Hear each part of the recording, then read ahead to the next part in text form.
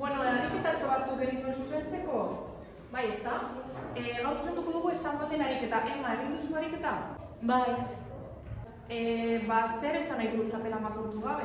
Baina, justo hori ez daukat. Norbaitek badaki zer den? Bueno, ez dela eskeskatu. Amore eman, honek esan nahi duena da, gauzak egiten jarraitzea, naiz eta askotan gauzak txarto atera. Mesedez, hau ikasi, selektibitateko azterkara sartuko zaigu ziurrenik. Egunon. Egunon da hori, Bueno, gaurko klasenekin hasteko. Zer dira txapel gorriak? San Mameseko ateak daudena, ez da? Bai, baina historiako plazen daude. Gaur karlismarekin. Begira kartel hori. Bai, nire mutila, niko William. Eta txapeldu nitza, kokoteren dena. Bai, egia da, gaur asko errepikatu dute, baina zer esan nahi du? Niri bost, osazunak zarete gai horrekin. Bueno, bai, egia esan ez berdin du, bagoaz etxera hobeto. Kaixo ikite. Kaixo, neska, zer moduz? Bueno, eskolan ondo. Ikasketa eta estaketa, ondo. Gipuzkoako txapelketaren... Txapela itza berriro, kokoteren jo nau. Mila aldiz entzun dut gaur, eta ez dakit berean zan nahi. Nahi baduzu nik kontatuko dizutu historia. Bai. Bai. Bueno, hemen, libro honetan goratzenaz, azaltzen duela nahiko ondo, zuk esatendako historia horri buruzko gauza hori. Bueno, ea. Txapela arropa bat baino gehiago dela uste dut. Bai, Euskal Herriaren arima da. Hemen ipintzen duenez, lehen antzinak txapela historia baten giltza zen. Eta ez zeukan inolako tolesturarik, inolako gauzarik beratzean, simbolo bat da eta herri baten simboloa da. Bai? Orduan, antzinan burua estaltzen zen txapelarekin.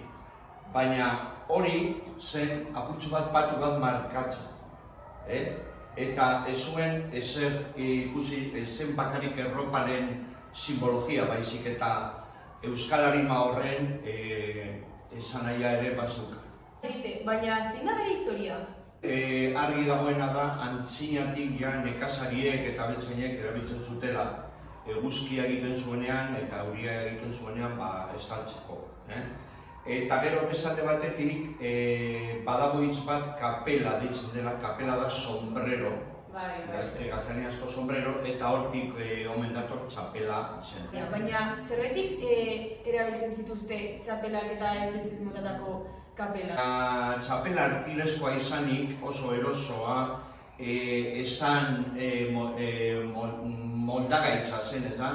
Betik itxura bera dauka, esan apurtzen eta orduan, azken baten erosotasunagatik. Eta langileak erabiltzen zituztelako lotu zen gehiago kulturarekin, ez da? Turismoen duzenean, azken batean Frankok erreprimitu edo jasarri egin zituen euskal simbolo guztiak, eta orduan geratzen zitzaigun gauza bakarra txapela zen, eta orduan txapela izan zen pizka bat errepresio horren kontra adierazteko simbolo bat, eta horregatik kulturarekin zen ikusi dauka bai.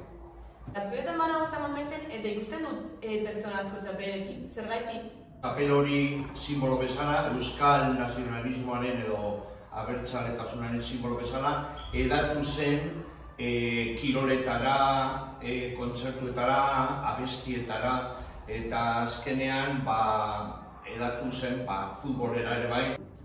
Jo, eskerrik asko baitite. Orain kontatu behar diot guztia nire lagunei. Ale, agur! Etorri gazter etxera opaitera, Trastalekura igo zara nire bizikletaren bila? Zelako nagikeria ama. Bueno, orain noa.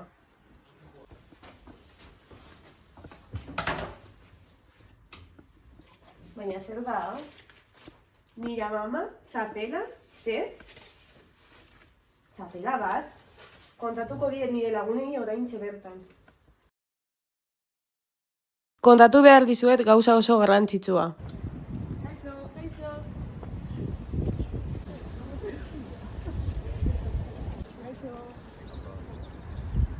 Ea, naroa, esan jasen hartatu den.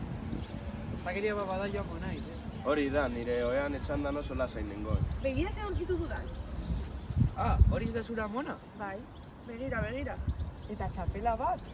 Zer, zure amama lan egiten zuen txapelak egiten? Bai, dirudi baietz, baina ez nekien ezer. Joan algara zure amonaren etxera galdetzera txapeli buruz? Nahi bat duzue baietz joan elgara. Bai, joan gara.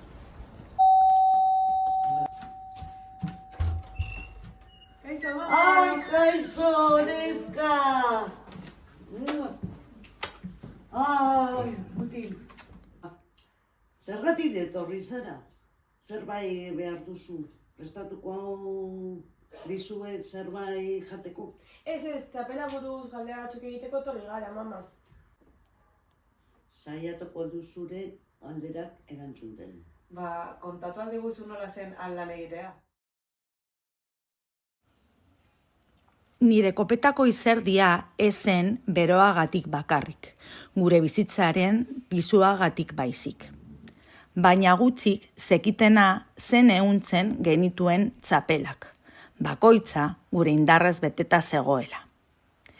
Gizonek beti pentsatu zuen txapelak zera euren lurraldea haien ikurra, baina emakumea ginen dena eusten genuenak. Gure eskurik gabe, materialik onenekin lan egiteko gaitasunik gabe. Txapelek inoiz ez zuten halako perfekziorik izango. Atzeden ordu gutxi eman zizkiguten, eta baldintzak txarrak ziren. Baina txapela bukatzen nuen bakoitzean, banekien gu baino zerbait handiago forma hartzen ari zela. Txapela bakoitzak amore ematen ez zuen emakume baten duintasuna adierazten zuen.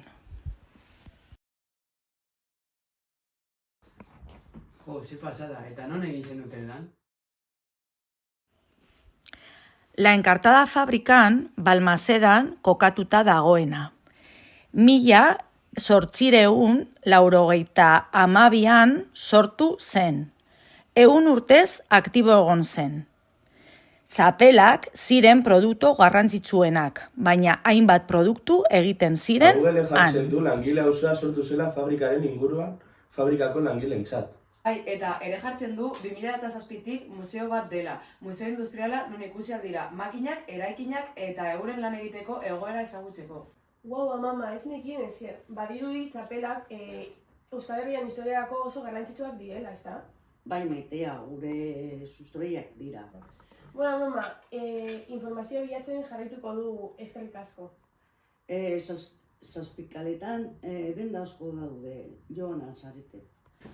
Momento peskara. Hartu, mesedez. Ez, mama, ez.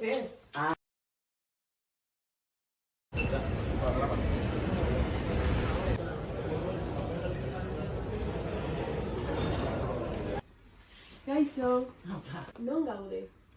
Zaudete, Gorostiaga kapelaren da. Eta erakutsia diguzu nola jazten den txapela bat? Bai.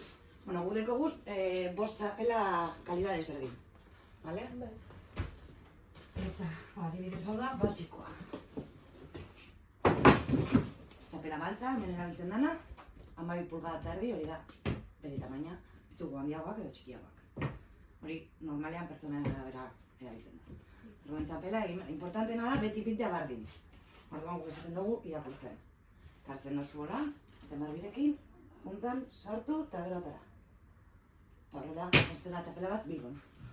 Beste leku batzutan, bestera batera. Eta emakumeentzat badaude? Bai, dituzu kolore pili bat. Bitu. Baina hauetan bakarrik daukagu kalidade bat. Eta dira hauek. Nire amamorentzat, ez da? Bai.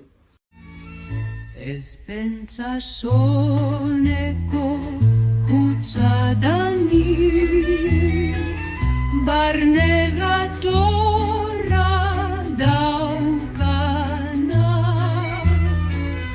Euskal